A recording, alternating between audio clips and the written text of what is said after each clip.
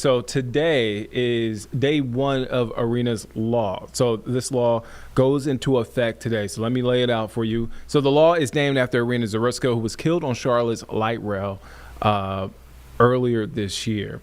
And so the man accused in her death had a lengthy criminal record and had been released multiple times without paying bail.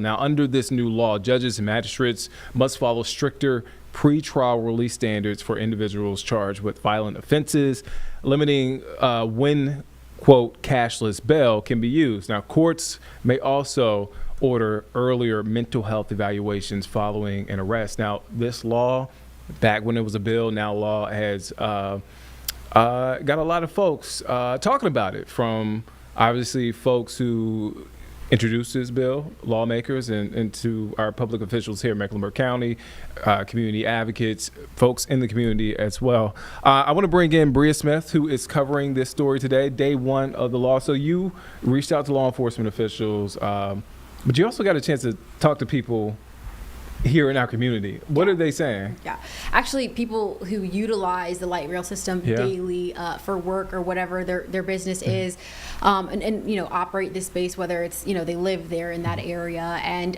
really split views on the law, Nick, that people have. Some say that, you know, they feel that, you know, there are incidents that happen all the time. Laws aren't made for every single incident, or certain things don't get, you know, the coverage that they probably should for a said area that might be, you know, a problem area. And so they kind of feel that it's in a way, you know, to them unfair that this is the only incident that's kind of sparking interest of, you know, a new law.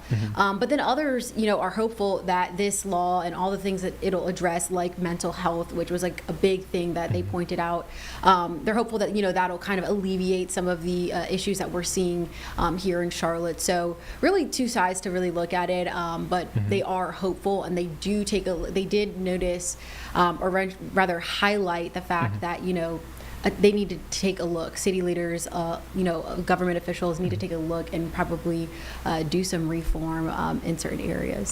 So it sounds like folks were optimistic. Yeah. I think overall, that's what I got from them, is that they are hopeful that this will benefit, you know, the people in their community.